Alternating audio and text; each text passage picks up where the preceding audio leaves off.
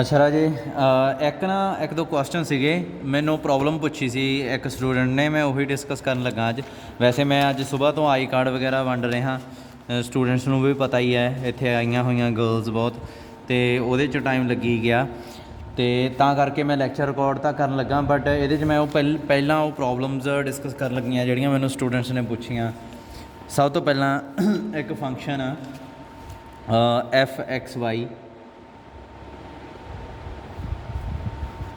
X square plus y square tan inverse y by x जदों non zero होवे, x जदों जीरो होवे कहंदा आ मान लिओ पाई बाई 2 वाई स्केयर।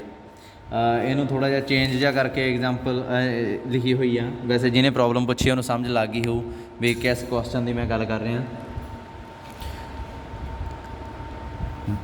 जिमें ये स्टेटमेंट च आ लिखा होया वा शो दैट, मैं एक मिनट बुक आ स्क्रीन शेयरिंग होंदी नहीं है, एक मिनट मैं तुहानूं बुक तो ही दिखा ही देना। चेंज ऑफ वेरीएबल्स नहीं, ये नहीं आया हजे।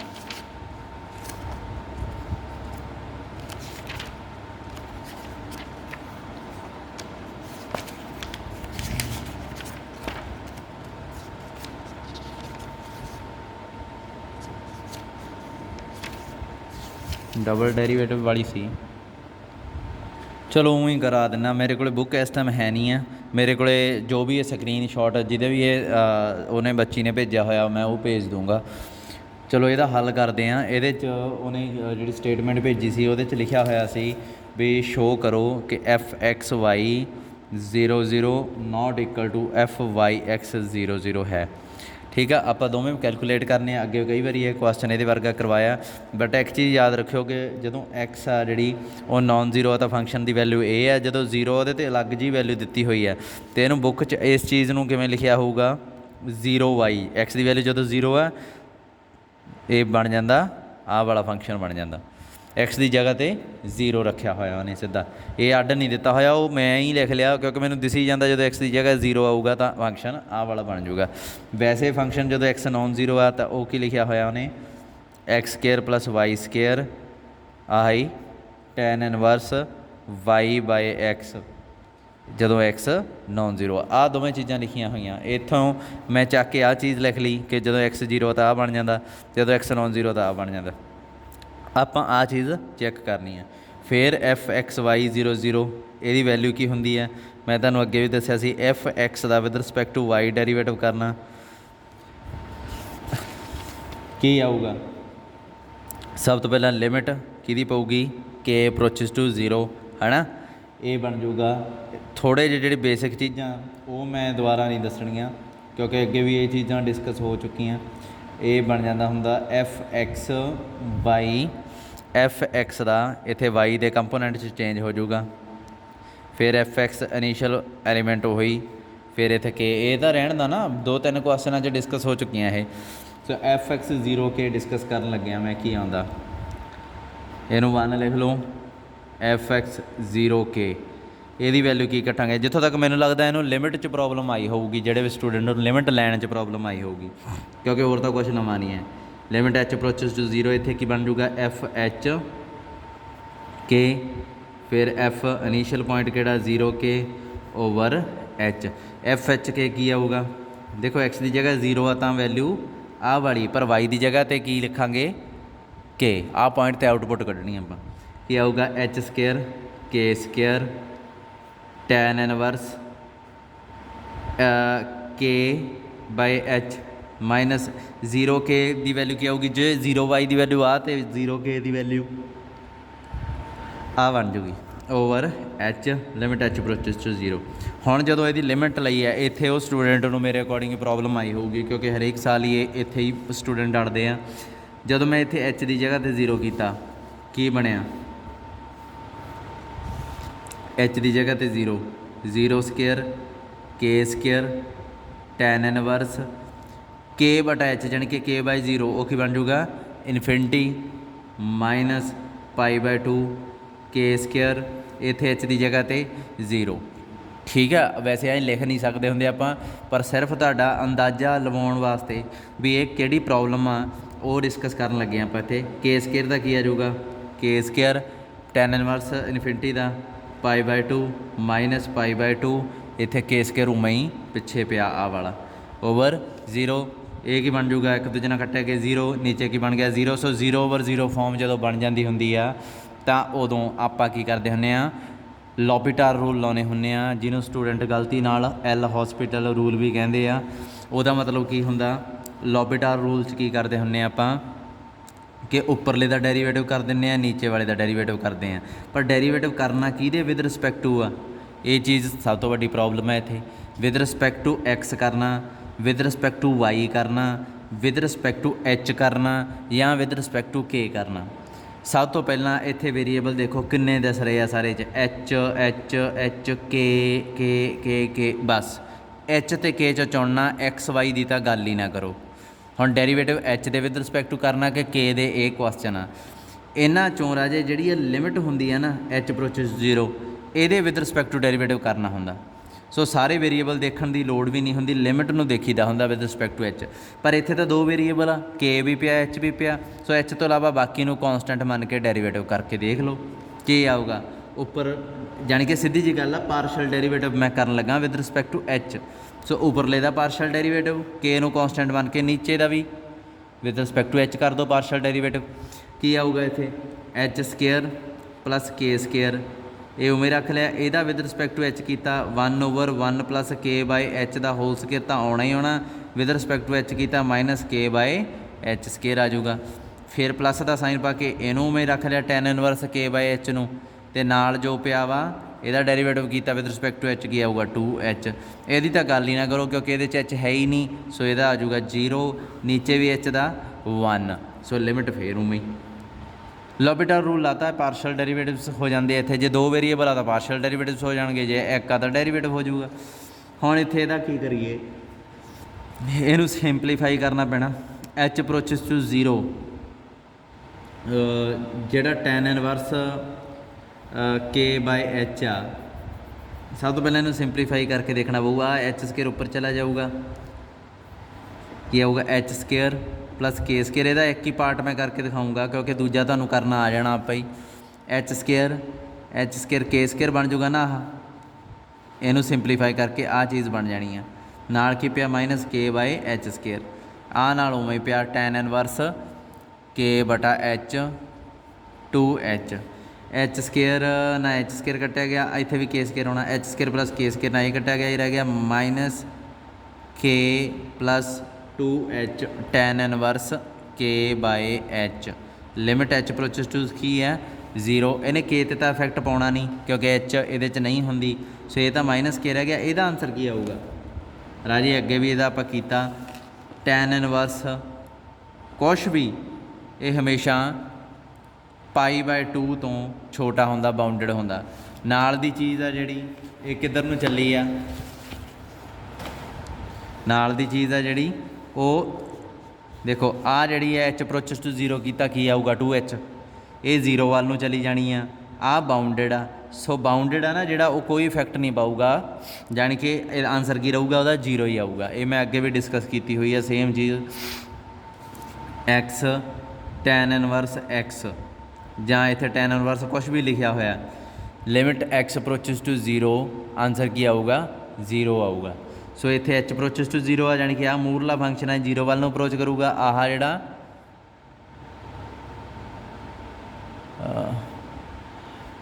ਆ 2h ਆ ਗਿਆ, ਆਹ π/2। ਸੋ ਇਹਦਾ ਮਤਲਬ 2h 0 ਨੂੰ ਗਿਆ, ਆ ਵੀ ਨਾਲ ਦਾ ਸਾਰਾ ਕੀ ਬਣ ਜੂਗਾ, ਇਹਦਾ ਆਨਸਰ 0 ਹੀ ਆਊਗਾ। ਜਾਣੀ ਕਿ ਬਾਊਂਡਡ ਫੰਕਸ਼ਨ ਆ ਜਿਹੜਾ ਲਿਮਿਟ 'ਤੇ ਅਸਰ ਨਹੀਂ ਪਾਉਂਦਾ ਹੁੰਦਾ, ਕੱਲਾ ਮੂਰਲਾ ਹੀ ਦੱਸੂਗਾ ਫਿਰ ਲਿਮਿਟ ਕੀ ਆਊਗੀ। ਉਹ 0 ਆ ਤਾਂ ਇਹਦਾ ਮਤਲਬ ਸਾਰਾ 0 ਆ ਜਾਊਗਾ। ਸੋ ਆਨਸਰ ਕੀ ਆ ਗਿਆ ਇਹਦਾ ਮਾਈਨਸ ਕੇ। fx 0 ਦਾ ਆਨਸਰ ਆ ਗਿਆ ਆਪਣੇ ਕੋਲੇ ਮਾਈਨਸ ਕੇ। fx 0 ਦਾ ਆਨਸਰ ਕੀ ਆ ਗਿਆ ਦੇਖਦੇ ਹਾਂ। Limit h approaches to 0, fh 0 ਆ ਜਾਊਗਾ ਮਾਈਨਸ f00 ਆ ਜਾਊਗਾ ਓਵਰ h।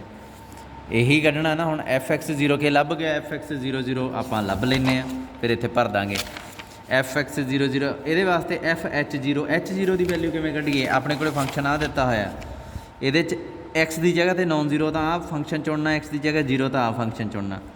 ਪਰ ਜਦੋਂ ਆ ਚੁਣਿਆ ਤਾਂ y ਦੀ ਜਗ੍ਹਾ ਤੇ ਵੀ ਕੀ ਰੱਖਾਂਗੇ, ਦੇਖਾਂਗੇ ਵੀ y ਦੀ ਜਗ੍ਹਾ ਤੇ ਕੀ ਆ। ਹੁਣ ਆ ਦੇਖੋ ਜਦੋਂ f 0 0 ਕੱਢਣਾ, x ਦੀ ਜਗ੍ਹਾ ਤੇ 0 ਆ ਗਿਆ ਪਰ y ਦੀ ਜਗ੍ਹਾ ਤੇ ਵੀ 0 ਆ, ਸੋ ਕੀ ਆਊਗਾ π/2 y ਸਕੇਅਰ, ਹੈ ਨਾ। y ਦੀ ਜਗ੍ਹਾ ਤੇ ਵੀ 0 ਹੀ ਆ, ਅੱਗੇ y ਦੀ ਜਗ੍ਹਾ ਤੇ k ਸੀ। ਹੁਣ ਇਹਦੀ ਗੱਲ ਕਰੀਏ, ਇੱਥੇ ਕੀ ਆ fx/h0 ਸੌਰੀ f/h0 यानी कि h0 x ਦੀ ਜਗ੍ਹਾ h, y ਦੀ ਜਗ੍ਹਾ ਤੇ 0 ਭਰ ਦਿਓ। ਇਹਦੇ 'ਚ h square tan inverse 0, h square k ਦੀ ਜਗ੍ਹਾ 0 tan inverse 0/h over h limit h approaches to 0। ਇਹਦਾ tan ਇਨਵਰਸ 0 ਕੀ ਆਊਗਾ 0, ਸੋ ਇਹ ਵੀ 0 ਬਣ ਗਿਆ, ਆ ਵੀ 0 ਬਣ ਗਿਆ, h ਉਹ ਵੀ ਆਨਸਰ ਕੀ ਆਊਗਾ 0। ਸੋ ਇਹ ਦੋਵੇਂ ਵੈਲਿਊ ਚੱਕ ਕੇ ਆਪਾਂ ਕਿੱਥੇ ਭਰ ਦੇਣੀਆਂ, ਇਹਦੇ 'ਚ ਭਰ ਦੇਣੀਆਂ। ਸੋ ਇੱਥੇ ਕੀ ਸੀ -k, ਇੱਥੇ 0।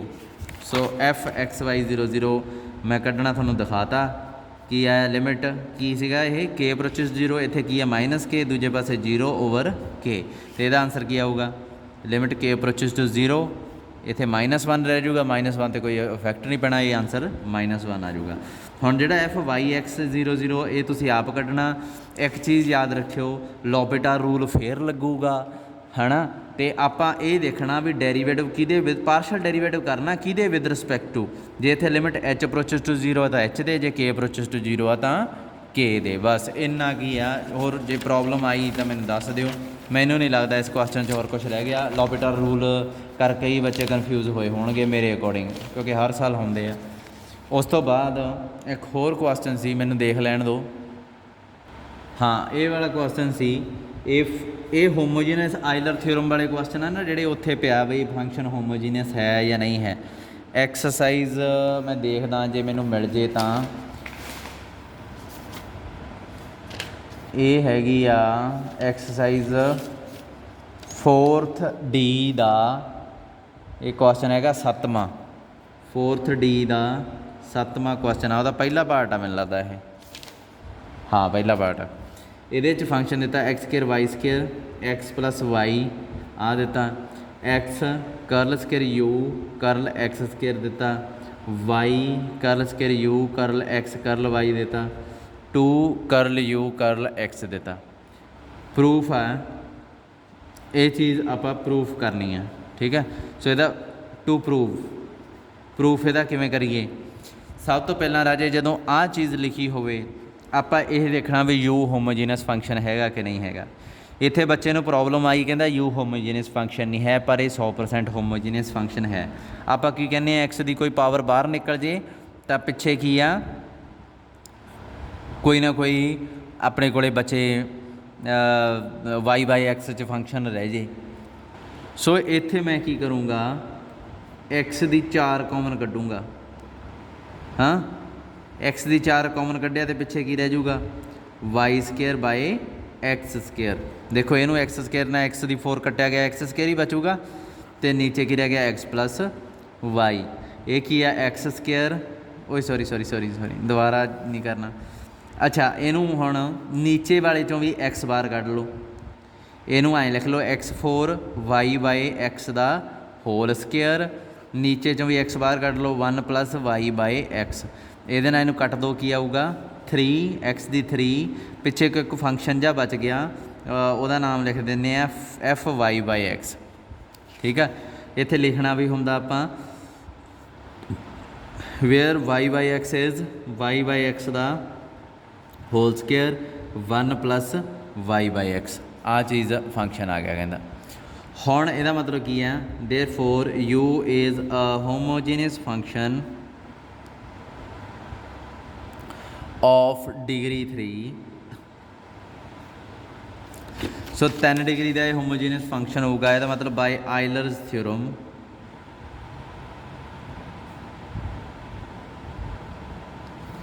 की आऊगा अपने को x करल u करल x y करल u करल y 3u आ चीज़ अपने को बच जूगी, ठीक है।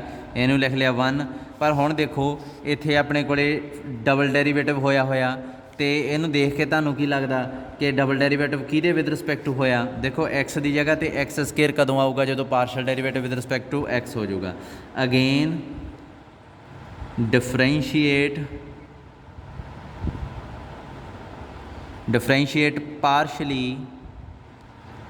One partially with respect to x.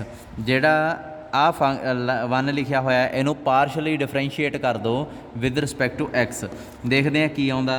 हुण मैं अगे भी तुहानूं कहा सी कि करल यू वाई करल एक्स है ये जिहड़ा फंक्शन ऑफ एक्स वाई मन के चलना। तुसीं इनू ये नहीं भी इनू फंक्शन ऑफ एक्स ते फंक्शन ऑफ वाई मान लोगे, इनू यू की तरह मनना। यू फंक्शन किहदा एक्स ते वाई का, सो इहदा जिहड़ा करल यू करल एक्स होऊगा वह भी एक्स वाई का फंक्शन हो सकदा, करल यू करल वाई आ वह भी एक्स वाई का फंक्शन हो सकदा। सो आपां इनू उही मन के चलांगे। डेरीवेटिव करो राजे एक चीज़ जे मैं तुहानूं कहा मान लो u is a function of x y, तुसीं कहोगे सर ये तो फंक्शन हुण एक्स का रह गया, ये वाई तो है ही नहीं, वाई किधर गई राजे। ए च वाई ये फंक्शन जदों आ चीज़ लिखती ना आपां ये जिहड़े कॉमा पा के ब्रैकेट च लिखे हुंदे आ इन्हां ते ध्यान देना हुंदा आपां भी यू फंक्शन किहदा एक्स ते वाई का। ठीक आ ये थोड़ा जिहा है ना जे इत्थे एक्स आ हुण जे मान लो मैं वाई नूं ऐ पा दिंदा 0 वाई, जां इसे नूं ही मैं ऐ पा दिंदा वाई दी पावर 0, वाई आ गई विच।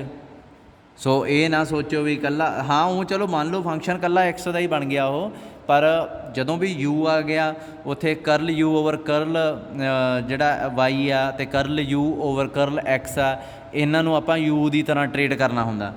हाँ करल वाई ओवर करल एक्स आ जिहड़ा हमेशा 0 हुंदा, करल एक्स ओवर करल वाई आ ये भी हमेशा 0 हुंदा। हुण तक जिन्ने क्वेश्चन कीते उन्हां च, क्योंकि ये दोवें एक्स ते वाई की सीगे इंडिपेंडेंट मतलब इन्हां दे एक दूजे दे बदलण नाल कोई असर नहीं हुंदा। एक्स च चेंज होया वाई ते कोई असर नहीं, वाई च चेंज होया एक्स ते कोई असर नहीं। ठीक है इंडिपेंडेंस की गल है ये। अच्छा हुण मैं अपने कोले की सीगा x curl u over curl x y curl u over curl y 3u सीगा, इहदा partial derivative with respect to x कर लगा। आ देखो आ फंक्शन एक्स का उवें रख लिया, इहदा डेरीवेटिव करता डबल डेरीवेटिव बन गया। फिर करल यू ओवर करल एक्स उवें रख लिया, एक्स का डेरीवेटिव किया 1 बन गया। वाई तो कॉन्सटेंट आ सो वाई उवें बाहर आ गई, पर यह कॉन्सटेंट नहीं गा। ये ना कह दो हुण बई ये कल्ला वाई का फंक्शन होऊगा, नहीं ये ते करल ओवर करल एक्स उवें ही अपलाई हो जाऊगा। फिर यू दे भी सेम ही करल ओवर करल एक्स यू ते भी अपलाई हो जाऊगा। आ की बन जाऊगा एक्स करल स्केयर यू करल एक्स स्केयर करल यू करल एक्स, ये बन गया वाई करल स्केयर यू करल एक्स करल वाई, ये आ गया 3 करल यू करल एक्स। आ देखो करल यू करल एक्स है ये एक कट्टिया गया, की रह जूगा इत्थे एक्स करल स्केयर यू करल एक्स स्केयर वाई करल स्केयर यू करल एक्स करल वाई, ये आ गया 2 करल यू करल एक्स। आ तुहाडा प्रूफ हो गया। सीधा सीधा जिहा क्वेश्चन सीगा। कुछ क्वेश्चन है जिहड़े राजे ओह मैं शुरू करवा दिना, उन्हां च कोई इन्ना समस्या है नहीं सीगी, बट वो बच्चा पूछ रहा तां करके मैं करवाने पैने मैनूं। हुण जिवें एक उहने यह क्वेश्चन सीगा, किताब किधर गई, चौथे का पहला पार्ट, ये कुछ भी नहीं गा। एच कहता एक होमोजीनियस फंक्शन है, is homogeneous function of x y z of order n, then prove करो x curl H over curl x y curl H over curl z, sorry curl y z curl z over curl H over curl z, ये की बन गया N H के बराबर आऊगा। कहता ये prove करो। प्रूफ की है ये आयलर थ्योरम आ। सब तो पहला मैं उदन भी बहुत थानू समझाया सी भी एच जे एक्स वाई जैड का फंक्शन आ, ये चो एक्स की एन जो बाहर कड्डांगे पिछे फंक्शन बचूगा, पर किहदा वाई, क्योंकि एक्स किहदा फंक्शन सी एक्स वाई जैड का, जिहड़ी बाहर कढ़ ली उही नीचे चली जाती हुंदी है, वाई बाई एक्स ते जैड बाई एक्स, इन्हां दा फंक्शन ये रह जाऊगा। ठीक है। ਇਹਨੂੰ ਹੁਣ ਸੋਲਵ ਕਰਨ ਵਾਸਤੇ ਦੇਖੋ ਕਈ ਤਰੀਕੇ ਆ। ਜਿਵੇਂ ਆਪਾਂ ਹੁਣ ਉਹ ਥਿਓਰਮ ਦੀ ਗੱਲ ਕਰੀਏ, ਥਿਓਰਮ 'ਚ n ਵੇਰੀਏਬਲ ਸੀਗੇ। ਇੱਕ ਜਰਨਲਾਈਜੇਸ਼ਨ ਆਰਟੀਕਲ 10 ਇਹਦੇ 'ਚ n ਵੇਰੀਏਬਲ ਸੀਗੇ। ਆਹ ਦੇਖੋ x1 x2 m ਵੇਰੀਏਬਲ ਸੀਗੇ। ਮੈਂ ਤੁਹਾਨੂੰ ਕਿਹਾ ਸੀ m ਦੀ ਜਗ੍ਹਾ 'ਤੇ 3 ਕਰ ਲਓ, ਕੀ ਰਹਿ ਜੂਗਾ x1 x2 x3 'ਚ ਬਣ ਜੂਗਾ। ਫਿਰ ਸਾਰਾ ਪ੍ਰੂਫ ਕਰ ਦਿਓ। ਕਰਨ ਤੋਂ ਬਾਅਦ x1 ਦੀ ਜਗ੍ਹਾ 'ਤੇ x ਕਰ ਦਿਓ, x2 ਦੀ ਜਗ੍ਹਾ 'ਤੇ y, ਇਹਦੀ ਜਗ੍ਹਾ 'ਤੇ z। ਇਹ 3 ਵਾਰ ਕੁਐਸਚਨ ਤੁਹਾਨੂੰ ਕਰਨਾ ਪੈਣਾ ਸੀਗਾ, ਫਿਰ ਹੋ ਜਾਣਾ ਸੀਗਾ।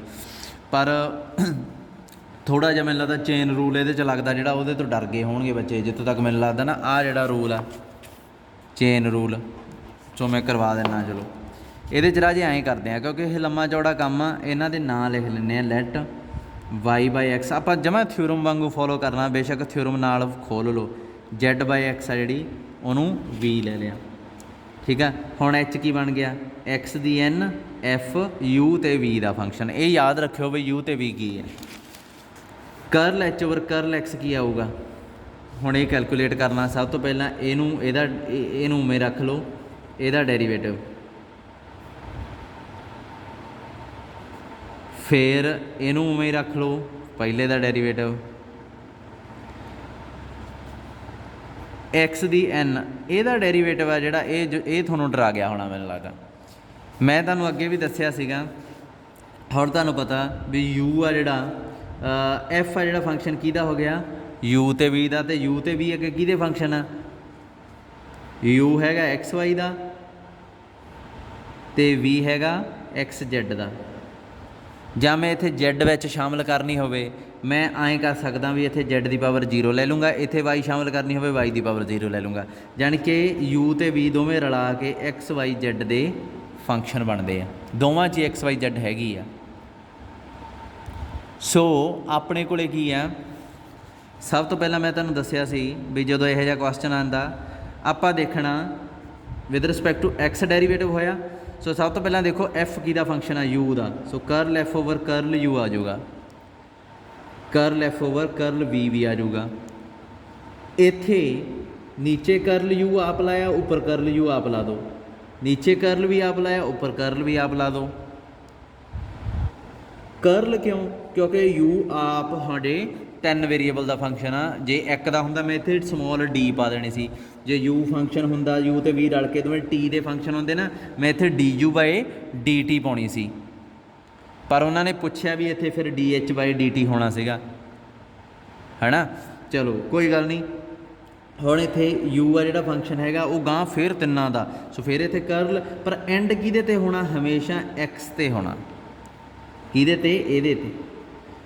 ਇੱਥੇ ਵੀ x, ਇਹਨੂੰ ਸਮ ਪਾ ਦਿਓ। ਆਹ ਜਿਹੜਾ ਤੁਹਾਡਾ ਹੈ ਇੱਥੇ ਲਿਖ ਲਓ ਕਰਲ f ਓਵਰ ਕਰਲ u, ਕਰਲ u/ਕਰਲ x, ਕਰਲ f ਓਵਰ ਕਰਲ v, ਕਰਲ v/ਕਰਲ x, ਠੀਕ ਹੈ। ਫਿਰ f u v ਜਿਹੜਾ ਉਵੇਂ ਆ ਗਿਆ, ਇਹਦਾ derivative with respect to x ਕੀ ਆਊਗਾ। ਅੱਛਾ ਇੱਥੇ ਕਰਲ ਲਿਖਿਆ ਹੈ ਨਾ ਮੈਂ, ਪਰ ਇੱਕ ਚੀਜ਼ ਇੱਥੇ ਧਿਆਨ ਰੱਖਿਓ, ਇੱਥੇ d/dx ਇਸ ਕੇਸ 'ਚ ਅਤੇ ਕਰਲ ਓਵਰ ਕਰਲ x ਸੇਮ ਬਣ ਜਾਂਦਾ। ਕਿਉਂ, ਕਿਉਂਕਿ ਡੈਰੀਵੇਟਿਵ ਕਰ ਲਓ ਇਹਦਾ, ਚਾਹੇ ਕਰਲ ਪਾਰਸ਼ਲ ਡੈਰੀਵੇਟਿਵ ਕਰ ਲਓ, ਕਿਉਂਕਿ ਹੋਰ ਕੋਈ ਵੇਰੀਏਬਲ ਹੀ ਹੈ ਨਹੀਂ, ਇਕੱਲਾ x ਹੀ ਪਿਆ ਬਰੈਕਟ 'ਚ। ਤਾਂ ਉਹੀ ਆਊਗਾ ਆਨਸਰ, ਕੀ ਆਊਗਾ, n(x) ਦੀ n-1। ਤਾਂ ਕਈ ਵਾਰੀ ਇੱਥੇ ਕਰਲ ਦੀ ਜਗ੍ਹਾ 'ਤੇ d ਪਾ ਦਿੰਦੇ ਆ ਇਹ, ਠੀਕ ਆ। ਇਹ ਤੁਸੀਂ ਆਪ ਸਮਝਣਾ ਵੀ ਆਨਸਰ ਸੇਮ ਆ ਜਾਣਾ ਨਾ, ਤਾਂ ਕਰਕੇ ਕਦੀ ਲਿਖ ਦਿੰਦੇ, ਪਰ ਆਪਾਂ ਇੱਥੇ ਕੁਛ ਨਹੀਂ ਲਿਖਿਆ। ਅੱਛਾ ਆਹ ਚੀਜ਼ ਆ ਗਈ। ਹੁਣ ਕਰਲ u ਓਵਰ ਕਰਲ x ਦੀ ਵੈਲਿਊ ਕੱਢੋ, ਕਰਲ v ਓਵਰ ਕਰਲ x ਦੀ ਵੈਲਿਊ ਕੱਢੋ। x ਦੀ n, ਕਰਲ f ਓਵਰ ਕਰਲ u, ਕਰਲ u ਓਵਰ ਕਰਲ x ਦੀ ਵੈਲਿਊ ਕਿੱਥੋਂ ਕੱਢਾਂਗੇ, ਇੱਥੋਂ। ਕੀ ਆਊਗਾ, -y/x²। ਅਤੇ ਫਿਰ ਕਰਲ f ਓਵਰ ਕਰਲ v ਉਵੇਂ ਲਾ ਲਿਆ, ਕਰਲ v ਓਵਰ ਕਰਲ x ਦੀ ਵੈਲਿਊ -z/x²।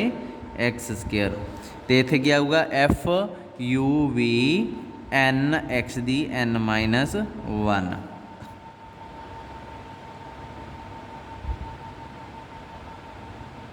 ਠੀਕ ਆ। ਸੋ ਲੰਮਾ ਚੌੜਾ ਕੰਮ ਜਿਹਾ ਬਣ ਗਿਆ ਇਹ। ਅਤੇ ਇਹਨੂੰ ਸਿੰਪਲੀਫਾਈ ਕਰੀਏ ਜੇ ਆਪਾਂ, ਇਹ ਬਣ ਜਾਊਗਾ x, ਆ x² ਬਾਹਰ ਕੱਢ ਲਓ, x ਦੀ n-2 ਰਹਿ ਜਾਊਗਾ। ਅੰਦਰ ਕੀ ਰਹਿ ਗਿਆ ਫਿਰ, ਮਾਈਨਸ ਵੀ ਬਾਹਰ ਕੱਢ ਲਓ, ਇੱਥੇ ਵੀ ਮਾਈਨਸ ਆ। y ਕਰਲ f/ਕਰਲ u, z curl f by curl v plus f you v n x ਦੀ ਐਨ ਮਾਈਨਸ 1। ਆਹ ਚੀਜ਼ ਆਪਣੇ ਕੋਲੇ ਇਹਦਾ ਆਨਸਰ ਆ ਗਿਆ। ਇਹਨੂੰ ਲਿਖ ਲਓ ਤੁਸੀਂ 1। ਹੁਣ curl H over curl x calculate ਕਰ ਲਈ। ਹੁਣ curl H over curl y calculate ਕਰੋ।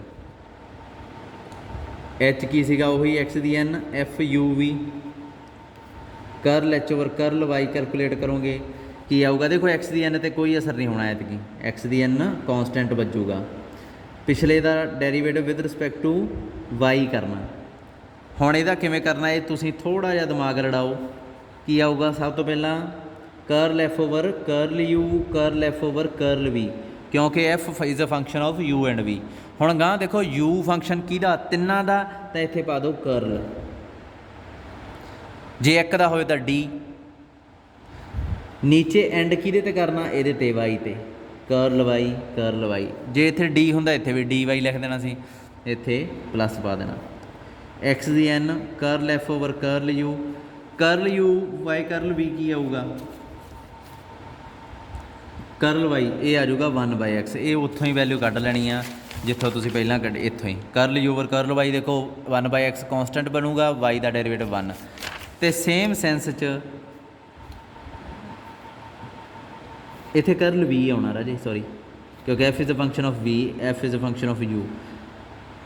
ਕਰਲ ਵੀ ਬਾਏ ਕਰਲ ਵਾਈ ਕੀ ਆਊਗਾ? ਮੈਨੂੰ ਲੱਗਦਾ ਇਹ ਆ ਜਾਊਗਾ 0, ਕਿਉਂਕਿ ਵੀ 'ਚ ਤਾਂ ਵਾਈ ਹੈ ਹੀ ਨਹੀਂ, ਜ਼ੈਡ ਤੇ ਐਕਸ ਆ, ਸੋ 0। ਆਹ ਧਿਆਨ ਰੱਖਿਓ, curl F over curl u, f is a function of u v, ਤਾਂ ਕਰਕੇ f over u f over v, ਠੀਕ ਆ। ਫਿਰ ਉਹੀ ਜੋ ਨੀਚੇ ਆ ਉਹੀ ਇੱਥੇ ਰੱਖ ਲਈਦਾ, ਪਰ ਐਂਡ ਕਿਹਦੇ 'ਤੇ ਕਰਨਾ? ਇਹਦੇ 'ਤੇ, ਠੀਕ ਹੈ। ਇੱਦਾਂ ਯਾਦ ਰੱਖਿਓ। ਸੋ ਇਹਦਾ ਆ ਗਿਆ ਐਕਸ ਦੀ n-1 curl F over curl u. ਇਹਨੂੰ ਪਾ ਲਿਓ ਨੰਬਰ 2। ਸਿਮਿਲਰਲੀ ਹੁਣ ਲਾਸਟ ਵਾਲਾ ਜਿਹੜਾ ਕਰਲ H over curl Z calculate ਕਰਨਾ ਹੋਵੇ ਤਾਂ ਕੀ ਆਊਗਾ? ਐਕਸ ਦੀ ਐਨ ਤਾਂ ਫੇਰ ਕੌਂਸਟੈਂਟ ਹੀ ਆ, ਕਿਉਂਕਿ ਇਕੱਲਾ ਜ਼ੈਡ ਨੂੰ ਵੇਰੀਏਬਲ ਫੰਕਸ਼ਨ ਸਮਝਣਾ, ਇਕੱਲੇ ਜ਼ੈਡ ਨੂੰ ਵੇਰੀਏਬਲ ਸਮਝਣਾ। ਇਹਦਾ ਡੈਰੀਵੇਟਿਵ ਫੇਰ ਉਹੀ ਐਕਸ ਦੀ, ਅੱਛਾ ਇੱਥੇ ਐਕਸ ਨਹੀਂ ਜ਼ੈਡ ਆਉਣਾ, ਕਿਉਂਕਿ ਇਹਦੇ ਕੀ ਜ਼ੈਡ ਆ। ਕੀ ਆਊਗਾ? ਐਫ ਯੂ, ਐਫ ਜਿਹਦਾ ਫੰਕਸ਼ਨ ਹੋਵੇ ਉਹ ਲਿਖ ਲਈਦਾ। ਫਿਰ ਉੱਪਰ u is a function of x y z 3 ਤਾਂ ਕਰਲ, ਇੱਥੇ ਵੀ curl. V is a function of x y z, so ਇੱਥੇ ਵੀ ਕਰਲ ਆ ਰਿਹਾ। ਫਿਰ ਇੱਥੇ ਕਰਲ ਯੂ, ਠੀਕ ਆ। ਫਿਰ ਉਸ ਤੋਂ ਬਾਅਦ ਨੀਚੇ ਐਂਡ ਕੀਤੇ ਹੋਣਾ ਜ਼ੈਡ 'ਤੇ ਆ ਗਿਆ, ਇੱਥੇ ਪਲੱਸ ਪਾ ਦਈਦਾ। ਐਕਸ ਦੀ ਐਨ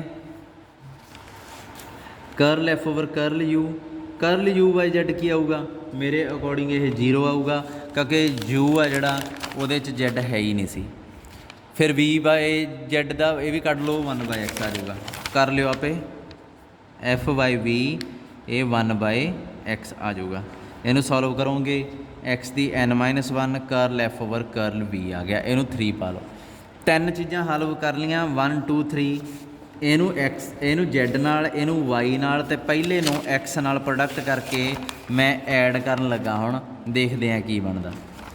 ਇਹਨੂੰ ਐਕਸ ਨਾਲ ਪ੍ਰੋਡਕਟ ਕੀਤਾ, ਕੀ ਆਊਗਾ? ਇੱਥੇ ਇੱਕ ਪਾਵਰ ਘੱਟ ਜੂਗੀ, ਇੱਥੇ X curl H over curl X ਆਊਗਾ, ਇੱਕ ਪਾਵਰ ਘੱਟ ਛੋਟੀ ਆ ਜੂਗੀ। ਲਓ ਪੈਨ ਗਿਆ, ਲਾ ਪੈਨ ਹੀ ਟੁੱਟ ਗਿਆ। ਚਲੋ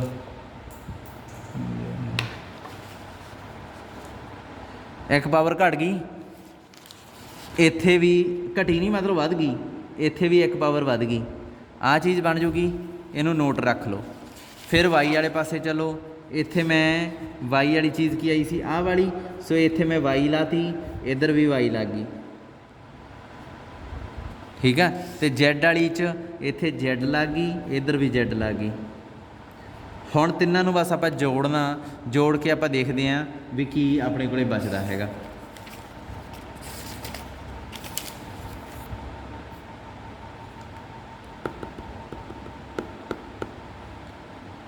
ਆਪਣੇ ਕੋਲੇ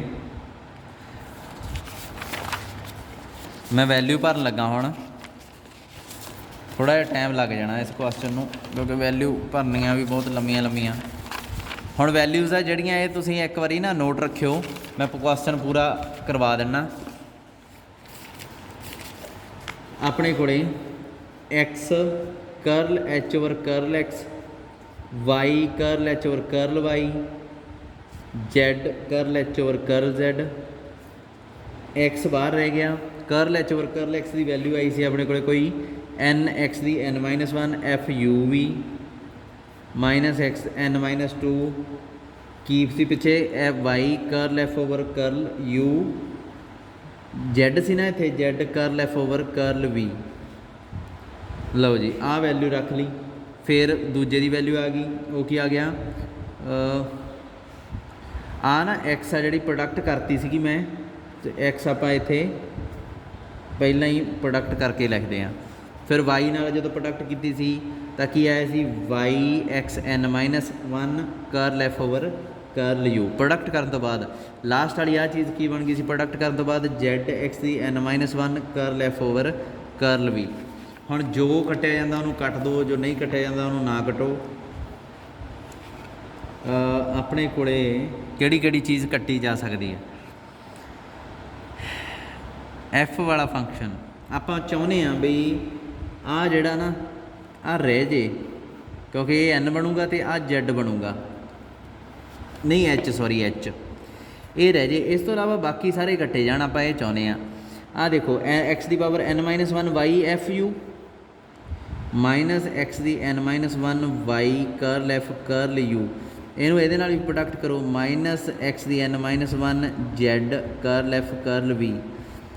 ਪਿੱਛੇ ਕੀ ਆ, y curl n-1 curl f curl u, ਅਤੇ ਆਹ ਰਹਿ ਗਿਆ z x minus n-1 curl f curl v. ਆਹ ਚੀਜ਼ ਰਹਿ ਗਈ। ਆਹ ਮੂਹਰੇ ਜਿਹੜਾ ਇਹ ਅੱਡ ਹੀ ਪਿਆ ਰਹਿਣ ਦਿਓ, n X the n F you ਵੀ। ਆਹ ਦੇਖੋ ਸਾਰੇ, ਆਹ ਇਹਦੇ ਨਾਲ ਕੱਟਿਆ ਗਿਆ, ਆਹ ਇਹਦੇ ਨਾਲ ਕੱਟਿਆ ਗਿਆ, ਇਕੱਲਾ ਆ ਰਹਿ ਗਿਆ। ਸੋ ਇੱਧਰੋਂ ਮੈਂ ਚੱਲਿਆ ਸੀ, ਇੱਧਰ ਪਹੁੰਚ ਗਿਆ। ਇਹ ਕੀ ਹੈ n, ਇਹਦੀ ਵੈਲਿਊ ਕੀ ਹੈ, ਇਹ h ਲਈ ਹੋਈ ਆ ਆਪਾਂ। ਸੋ ਪ੍ਰੂਫ ਹੋ ਗਿਆ, ਯਾਨੀ ਕਿ ਕਰਲ x y curl H over curl y, z curl H over curl Z, ਇਹ ਆ ਜਿਹੜਾ ਇਹ n h ਦੇ ਬਰਾਬਰ। ਠੀਕ ਆ। ਹੁਣ ਰਾਜੇ ਇੱਕ ਧਿਆਨ ਰੱਖਿਓ, ਜਿਹੜਾ ਲਾਸਟ ਕੁਐਸਚਨ ਆ ਇਹ ਮੈਂ ਤੁਹਾਡੇ 'ਤੇ ਛੱਡਣ ਲੱਗਾ। ਮੈਨੂੰ ਥੋੜ੍ਹਾ ਜਿਹਾ ਚੈੱਕ ਕਰਕੇ ਮੈਨੂੰ ਤੁਸੀਂ ਦੱਸਣਾ ਵੀ ਇਹ ਤੁਹਾਨੂੰ ਕੀ ਲੱਗਦਾ। ਆ ਤਾਂ ਆਇਆ ਵੀ ਹੋਇਆ, ਬਹੁਤ ਇੰਪੋਰਟੈਂਟ ਆ ਲਾਸਟ ਵਾਲਾ, ਵੀ ਤੁਹਾਨੂੰ ਕੀ ਲੱਗਦਾ ਇਹ ਕੀ ਹੈ, ਹੋਮੋਜੀਨੀਅਸ ਬਣਦੇ ਵੀ ਹੈ ਕਿ ਨਹੀਂ। ਆਹ ਫੰਕਸ਼ਨ ਖਾਸ ਤੌਰ 'ਤੇ ਚੈੱਕ ਕਰਿਓ ਹੋਮੋਜੀਨੀਅਸ ਬਣਦਾ ਕਿ ਨਹੀਂ। ਅਗਲਾ ਡਿਫਰੈਂਸ਼ੀਏਬਿਲਟੀ ਦਾ ਹੁਣ ਕੱਲ੍ਹ ਨੂੰ ਦੇਖਦੇ ਹਾਂ।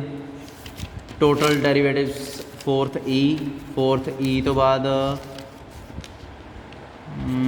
ਆ ਤਾਂ ਛੋਟਾ ਜਿਹਾ ਐਫ ਈ ਐਫ ਜੀ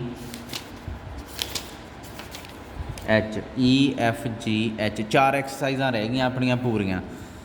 ਠੀਕ ਆ। 4 ਜਿਹੜਾ ਰਾਜੇ ਪਾਰਸ਼ਲ ਡੈਰੀਵੇਟਿਵਸ ਦਾ ਇਹੀ ਕਾਫੀ ਵੱਡਾ ਚੈਪਟਰ ਆ। 4 ਤੋਂ ਬਾਅਦ ਆਪਣਾ ਜਿਹੜਾ ਹੈ ਕੰਮ ਫਿਰ ਜਕੋਬੀਅਨ ਸਟਾਰਟ ਕਰਾਂਗੇ। ਪਾਰਸ਼ਲ ਡੈਰੀਵੇਟਿਵ ਵੀ ਯੂਨਿਟਸ ਵਾਈਜ਼ ਦੇਖੋ, ਪਾਰਸ਼ਲ ਡੈਰੀਵੇਟਿਵ ਵੀ ਕਿੰਨਾ ਕਵਰ ਕਰ ਜਾਂਦਾ ਵਾ। ਠੀਕ ਆ। ਸੋ ਇਹ ਪ੍ਰੋਬਲਮਸ ਡਿਸਕਸ ਹੋ ਗਈਆਂ, ਬਾਕੀ ਹੁਣ ਕੱਲ੍ਹ ਨੂੰ ਦੇਖਦੇ ਹਾਂ।